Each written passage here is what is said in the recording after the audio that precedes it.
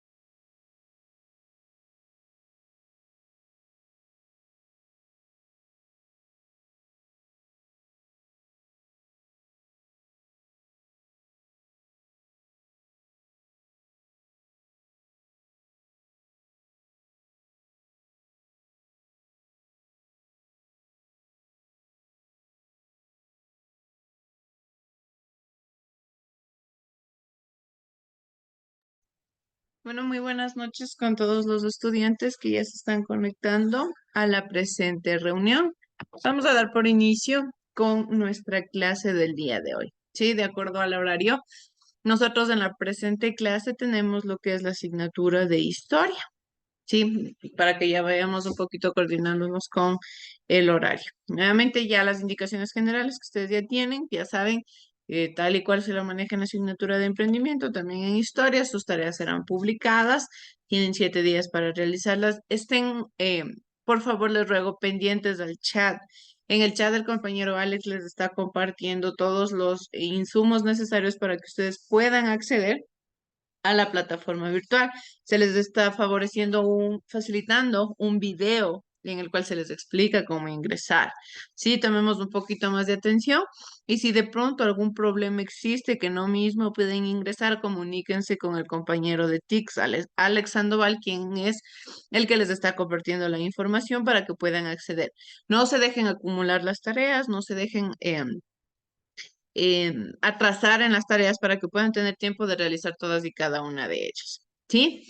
Vamos a dar inicio con nuestra clase del día de hoy. Nosotros, para introducirnos a lo que es la historia, es importante entender que debemos comprender todo un trasfondo acerca del desarrollo que tiene el ser humano a lo largo de toda su vida. ¿Sí? El ser humano es resultado de una constante evolución, el resultado de una constante inmersión en lo que tiene que ver con su entorno. El ser humano no entendió de la noche a la mañana cómo es el desarrollo de la sociedad.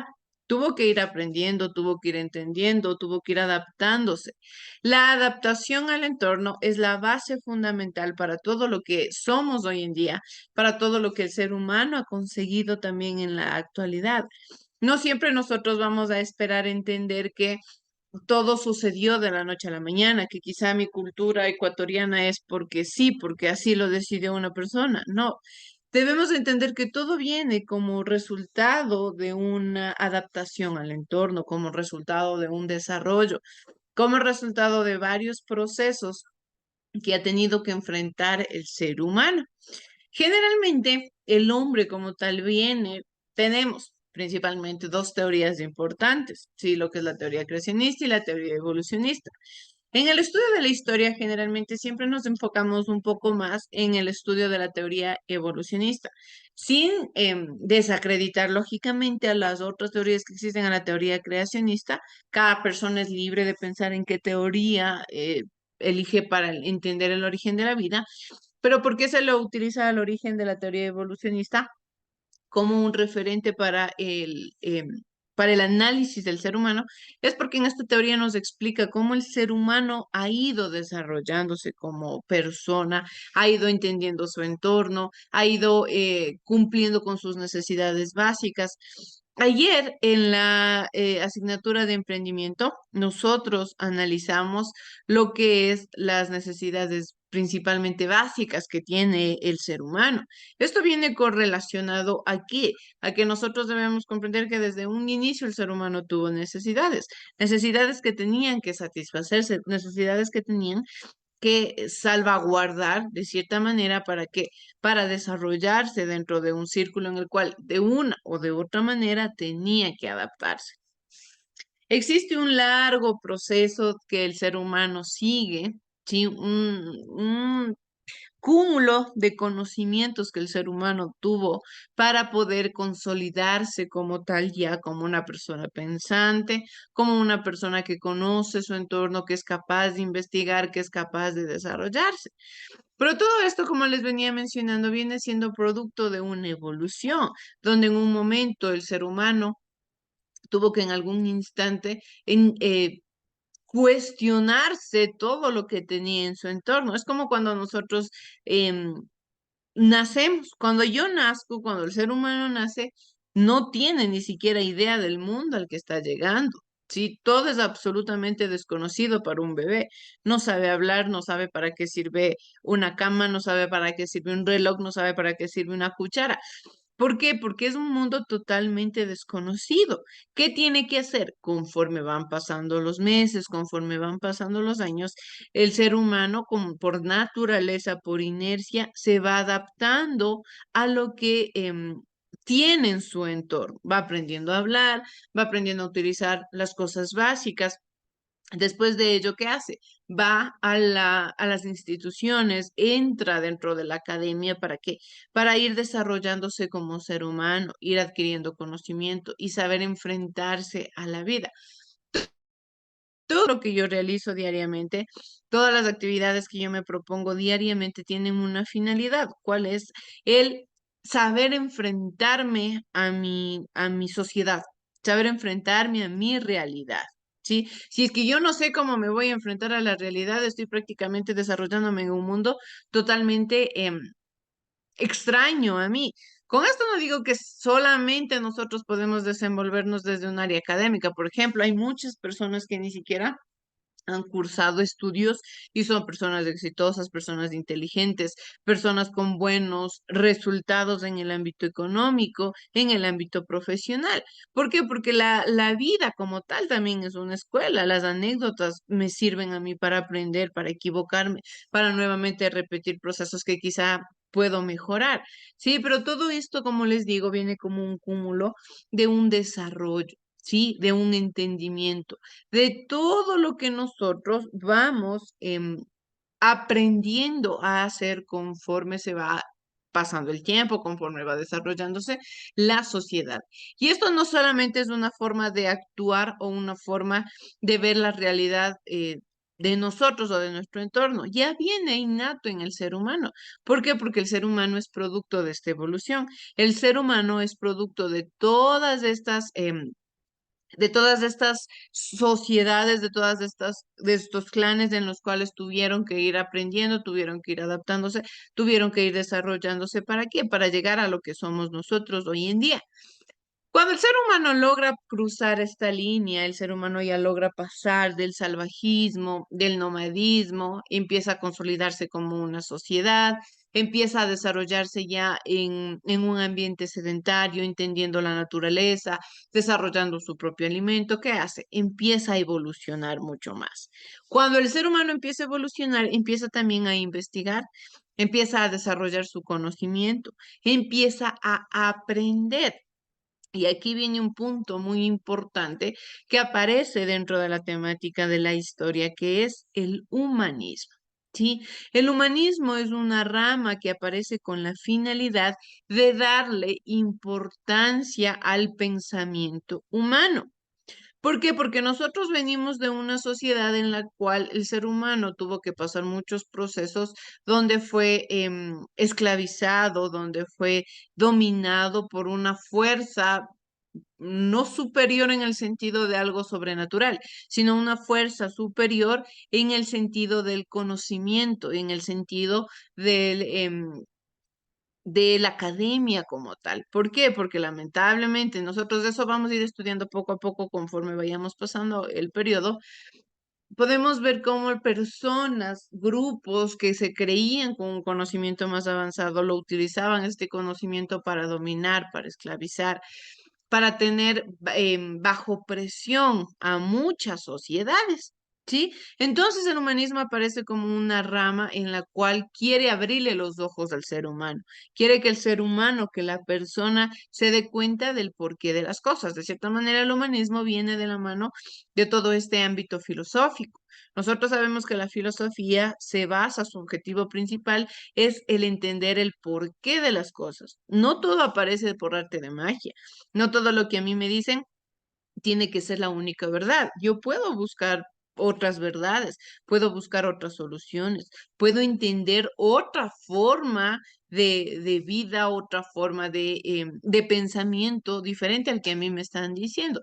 Con esto no quiero decir que de una u otra manera nosotros nos vamos a ir en contracorriente todo el momento. No, pero también estoy yo en mi libertad de cuestionarme todo lo que a mí me dicen. ¿Qué está bien? ¿Qué está mal? Sobre todo en discernir la información, que tan importante es el discernimiento. Por ello, para comenzar y de cierta manera ingresar con nuestra clase, quiero que por favor veamos brevemente el siguiente video que nos da un preámbulo sobre lo que habla el humanismo. Sí, y ahí vamos a ir desarrollándonos de acuerdo al texto. Veamos, por favor. Clases particulares en Ávila por Miguel Fernández Collado. Hola a todos y bienvenidos al canal Futuros Sobresalientes. Hoy vamos a ver la asignatura de Historia y, por cierto, si no estás suscrito, suscríbete, que es gratuito. También puedes unirte al canal o apoyarme en Patreon. Y si necesitas clases particulares, echa un vistazo a nuestra web y las puedes dar con nosotros. El tema de hoy es muy sencillo. El humanismo, una nueva visión del ser humano y del mundo. Pon atención, que empezamos. Entre el siglo XV y parte del siglo XVI, las artes y el pensamiento tuvieron un periodo de esplendor al cual llamamos Renacimiento, que significa volver a nacer. El humanismo fue un movimiento intelectual europeo ligado al Renacimiento. Se originó en el siglo XV, en la península itálica, con la emigración de intelectuales que huyeron de la ciudad de Constantinopla cuando fue tomada por los turcos, como podemos ver en este mapa. Estos pensadores y artistas, al instalarse en ciudades italianas como Florencia, Venecia y Roma, promovieron la cultura y los valores de las antiguas civilizaciones griega y romana. Muy pronto, una nueva forma de pensar surgió entre los filósofos y escritores de la época. Se reivindicó la reflexión y la investigación como los mejores medios para conocer el mundo, dejando de lado las creencias religiosas que predominaron en la Edad Media. En el arte, se empezó a representar a las divinidades con características humanas, tal como hicieron los antiguos griegos y romanos, pues se consideraba al ser humano el centro de la razón y el conocimiento. El humanismo muy pronto se difundió en varias regiones de Europa, especialmente en las universidades. Cada región adoptó características particulares. Por ejemplo, en Italia y Francia fue un movimiento literario y filosófico, que también influyó en el arte y la política. En cambio, en Alemania y Holanda fue de carácter religioso. Hasta aquí el tema de hoy. Espero que te haya gustado tanto como a mí. Ya sabes que puedes apoyarme uniendo.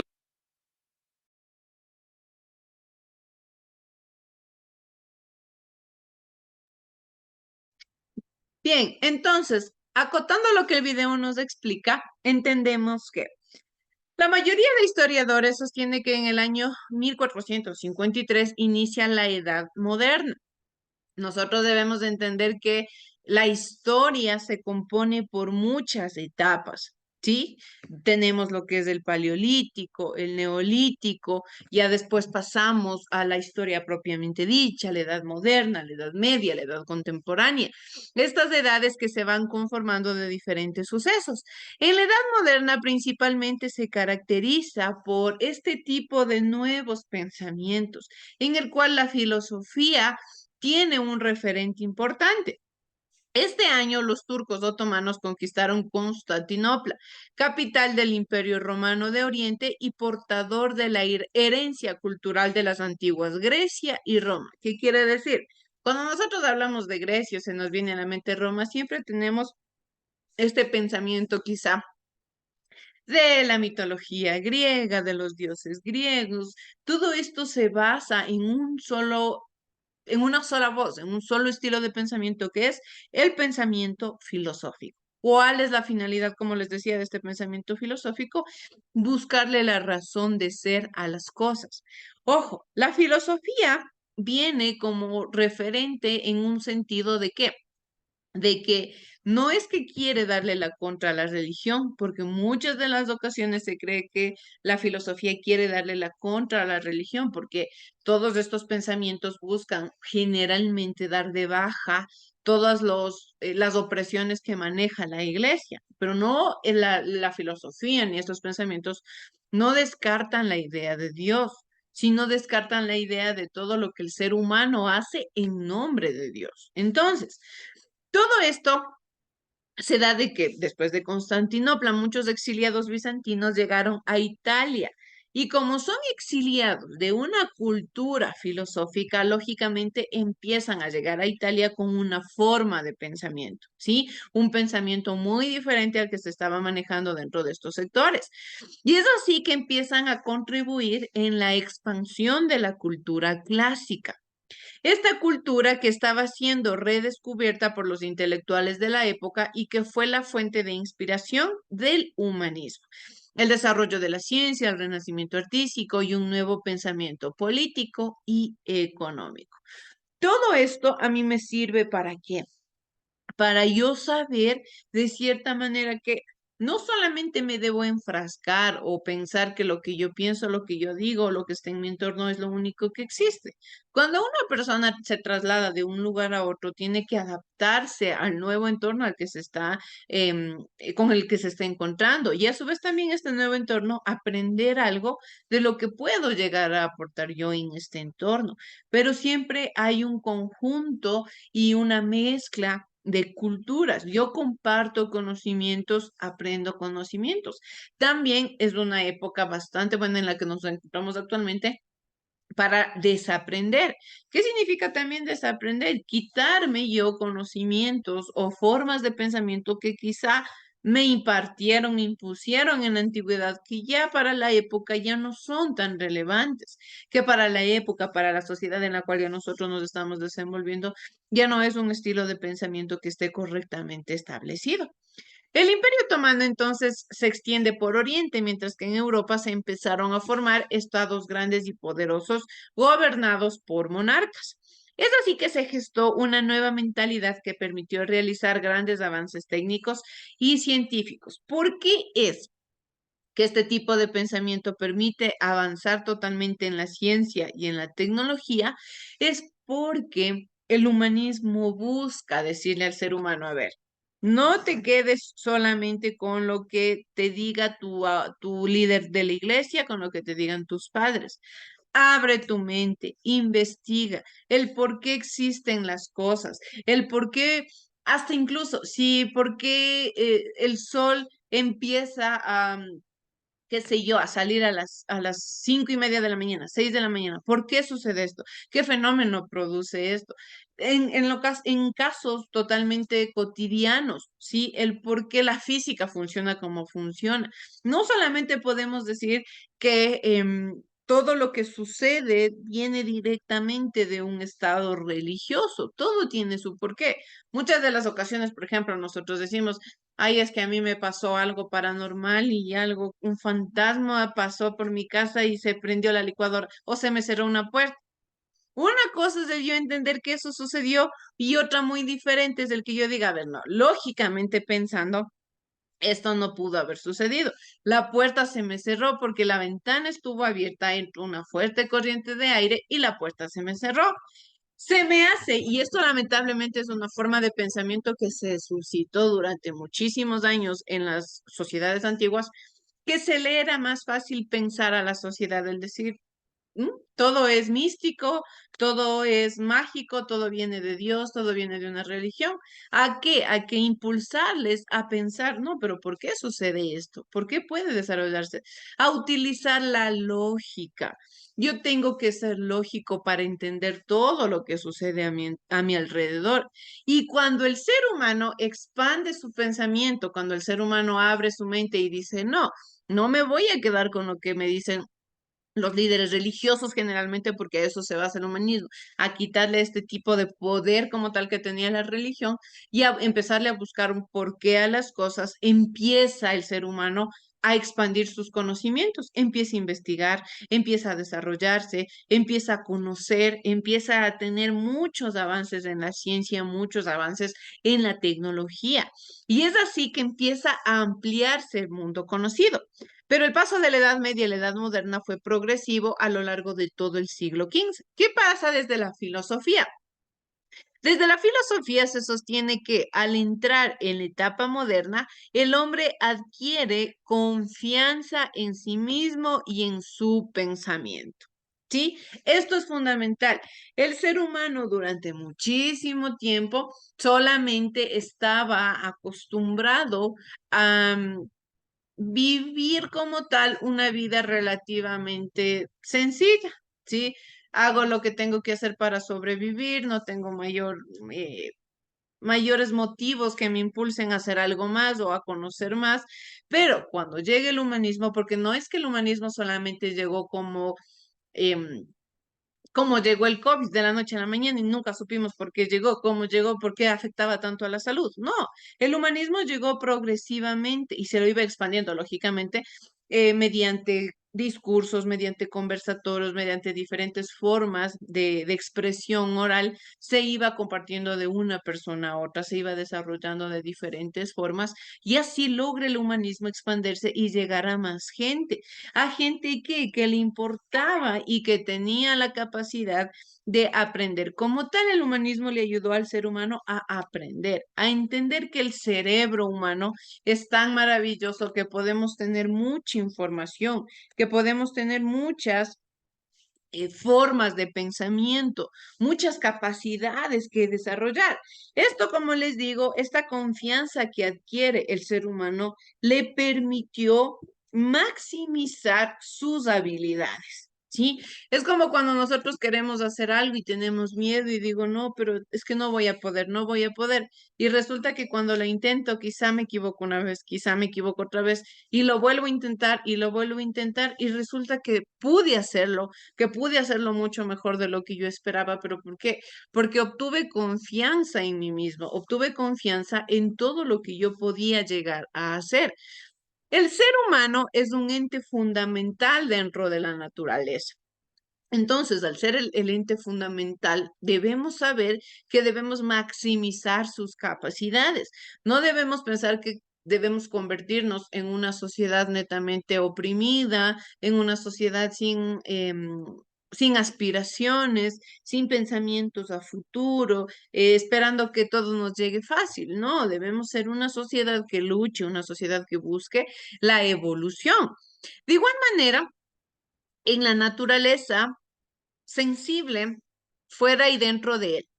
El encuentro, interés y alegría en hacer descubrimientos en el campo de la naturaleza y en el de las artes, el interés, el sentirse bien cuando iba descubriendo algo. Y aquí viene nuevamente esta relación que tiene con la pirámide de Maslow, en la cual nos dice que siempre el ser humano necesita no solamente de sus elementos básicos como respirar, comer, dormir, también viene con este autorreconocimiento, el yo sentirme bien cuando estoy haciendo algo. Y si yo me siento bien, lógicamente voy a entender que estoy evolucionando como persona, que estoy avanzando como ser humano, que estoy quizá aproximándome mucho más a cumplir mis objetivos. La inteligencia despierta para lo temporal. El hombre cobra conciencia de su voluntad y de su capacidad. Mira con alegría a la tierra, al suelo, a sus ocupaciones, viendo en ello algo justo e inteligente. ¿Sí? Aunque no lo queramos ver de cierta manera, El humanismo busca y promueve que el ser humano sea un hombre inteligente, que el ser humano sea un hombre pensante, un hombre lógico, un hombre con una construcción de un concepto significativo. Que si a mí me llegan y me preguntan sobre alguna temática, yo sepa responder de una manera inteligente, de una manera perspicaz, y esto viene ya incluido como tal en la evolución que nosotros tenemos como sociedad. Sí, este humanismo también ya está inmerso en la forma de pensamiento que nosotros tenemos. El hecho de que nosotros quizá, por ejemplo, acabemos de estudiar la universidad, pienso en estudiar un masterado, pienso en estudiar un PhD, se lo hace con la finalidad de qué? De seguir aprendiendo, con la finalidad de seguir adquiriendo nuevos conocimientos, porque nunca, nunca se deja de aprender. Nosotros podemos tener 90 años, que en los 90 años puedo llegar a aprender algo. Todos los días nosotros aprendemos algo nuevo. Todos los días desaprendemos algo. ¿Y esto por qué se da? Porque el pensamiento, el cerebro humano ya está con esta capacidad, tiene este entendimiento de saber que puede desarrollar y maximizar sus habilidades cognitivas. Durante los siglos XV y XVI, los filósofos y artistas bizantinos migraron a las regiones más dinámicas y prósperas del continente europeo, en este caso que es de Italia y Flandes, y se insertaron en los sectores académicos. Esto es fundamental. Estos grandes filósofos, estos grandes pensadores, empiezan a introducirse en la academia. ¿Cómo es la mejor forma de aprender? Enseñando. ¿Sí? Esta forma de compartir conocimientos de la enseñanza de maestros viene ya de muchísimos años atrás, desde incluso de los primeros pobladores existieron los primeros maestros, donde los primeros pobladores les enseñaban a los más pequeños, a los más jóvenes de las tribus, a realizar sus armas, a defenderse ante las adversidades, a domesticar plantas, domesticar animales. Hablamos de una enseñanza. Nosotros en el transcurso de toda nuestra vida siempre nos mantenemos en este proceso de enseñanza y aprendizaje, porque es algo clave que se hace como ser humano. Solo que en este caso, sí, estos grandes filósofos deciden que debe existir una área en común en la cual netamente se compartan conocimientos de la misma academia. ¿Sí? Desde donde empieza a propagarse ya a casi toda Europa una corriente de renovación intelectual. ¿Por qué se le llama como renovación intelectual? Porque querían dejar de lado todo este pensamiento bastante equívoco que se tenía en la antigüedad y en el cual se manejaba la sociedad. El humanismo representa un cambio radical con respecto a la mentalidad que se daba en la Edad Media. El humanismo principalmente se caracteriza por dos elementos bastante importantes. El primero es El primero es la revalorización del ser humano. Es decir, el ser humano es quien se vuelve científico, el ser humano es quien se vuelve médico, el ser humano es quien busca la cura para algo. A su vez también, el ser humano es quien provoca muchos desastres, el ser humano es quien daña su medio ambiente, pero todo, absolutamente todo lo que sucede en nuestro entorno, todo lo que sucede en el día a día, tiene una relación directa con el ser humano. El ser humano es el protagonista de la novela de la vida. Sí, en este show de la vida, en esta novela llamada vida, el ser humano es el protagonista. Cada uno es el protagonista de su propia vida. ¿Y qué pasa? Muchos años anteriores, lógicamente, el ser humano no tenía tanta importancia. En cambio, el humanismo dice que no. Todo lo que sucede a nuestro alrededor nace del ser humano. La agricultura, ¿por qué se pudo desarrollar? Porque el ser humano logró descubrir, logró entenderla, logró dominarla. ¿Por qué existen tantas ramas dentro de la academia, la química, biología, matemática? Porque el ser humano logró maximizar sus conocimientos y encontrar este tipo de áreas en las cuales desarrollarse. ¿Por qué hay tanto avance en la ciencia? Pues porque el ser humano logró encontrar estos avances. Entonces, siempre en el humanismo se le busca ponerle como el elemento principal de todo lo que se realiza, de todo lo que se hace al ser humano. El individuo es considerado el centro del universo y la máxima expresión de la naturaleza, es decir, el elemento más importante que existe en la naturaleza. Esta concepción se la conoce como el antropocentrismo, que superaba al teocentrismo medieval. Antropocentrismo se refiere lógicamente a la importancia del ser humano. Por otro lado, el teocentrismo, como sus siglas lo dicen, iniciales teo, se refiere netamente al ámbito religioso. Aquí es donde empiezan a tener ya este tipo de contradicciones, no como tal una pelea entre estos dos pensamientos, pero sí cierto tipo de contradicciones. ¿Por qué? Porque en el teocentrismo medieval, en el que Dios es el jefe en torno al que gira el mundo y la vida de hombres y mujeres. A Dios se le pone como el elemento principal de todo lo que se desarrolla, de todo lo que se hace y a todo lo que se quiere alcanzar. ¿Sí? Entonces, en este caso, el antropocentrismo dice, no, Dios es parte también de la vida del ser humano, pero el ser humano es el eje principal. ¿Sí? Del ser humano es del que nace todo lo que prácticamente nosotros tenemos. Al situar al ser humano en el centro del mundo, la voluntad humana recuperaba capacidad para actuar y para crear. ¿Por qué se dice que recuperaba capacidad? Porque como les digo, lamentablemente, todas estas creencias religiosas de la antigüedad, nosotros ya ahora tenemos un poco más de libertad, sí, religiosa para decidir qué pensamos, eh, qué queremos seguir, en qué queremos creer, y ahora prácticamente existe una libertad. Pero anteriormente no. En la antigüedad la religión era una imposición, sí, la evangelización era prácticamente que si yo no soy evangelizado, pues prácticamente es como no ser parte de la sociedad. Así como para nosotros es conseguir ir a sacar la cédula, significa que soy ciudadano ecuatoriano. En este caso, en esta era, el no ser evangelizado prácticamente significaba como que no existía en la sociedad, como que no tuviera una cédula, como que nunca hubiese sido inscrito. ¿Por qué? Porque la religión tomó muchísima importancia. Y nosotros, como les digo, vamos a ir estudiando cómo la religión, lamentablemente, la iglesia más que la religión, tuvo mucho protagonismo en eventos bastante negativos y bastante tristes para el desarrollo de la sociedad.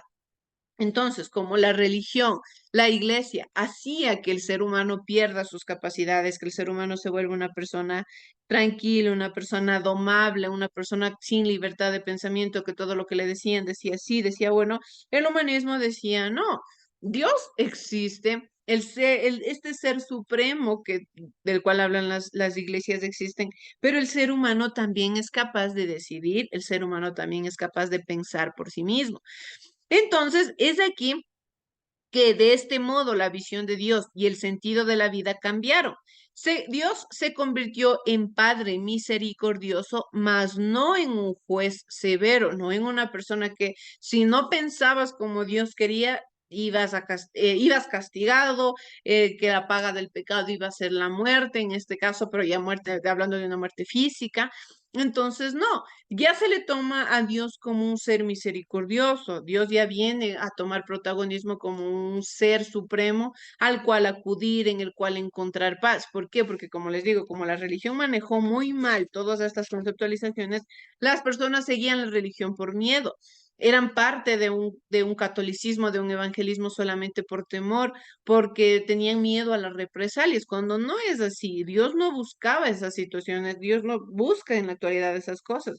Dios es un Dios de amor, de paz, de misericordia y en el cual las personas que lógicamente somos creyentes, pues acudimos en busca de paz. Sí, y eso es lo que se quería llegar a concretar. El arte y la cultura se valoran como un placer y los artistas trabajan para obtener fama y riqueza. Por otro lado, hablamos de la recuperación de la antigüedad clásica, en el cual se proliferan tanto los estudios sobre los autores grecolatinos como las excavaciones y el coleccionismo de obras clásicas. En esta época nació la figura del coleccionista, que elige y recolecta obras, las organiza y las clasifica según su criterio y las conserva. Es decir, ya existía un poco más de libertad en el sentido de que el ser humano podía también pensar de una forma diferente y no estaba mal pensar diferente. ¿Cuál es la diferenciación de la fe religiosa y del saber, de la lógica y el saber? A partir del humanismo, el conocimiento se basó en un método científico, que es un estudio de investigación y análisis crítico, y no en creencias dogmáticas, es decir, en creencias religiosas. Las reflexiones de los pensadores humanistas abarcaban una amplia variedad de cuestiones. Con la invención de la imprenta, la edición de numerosas copias de un libro permitió una mayor difusión de sus ideas. Entonces, como les digo, la filosofía, el humanismo, no es que buscaba pelear contra la iglesia y decir Dios no existe.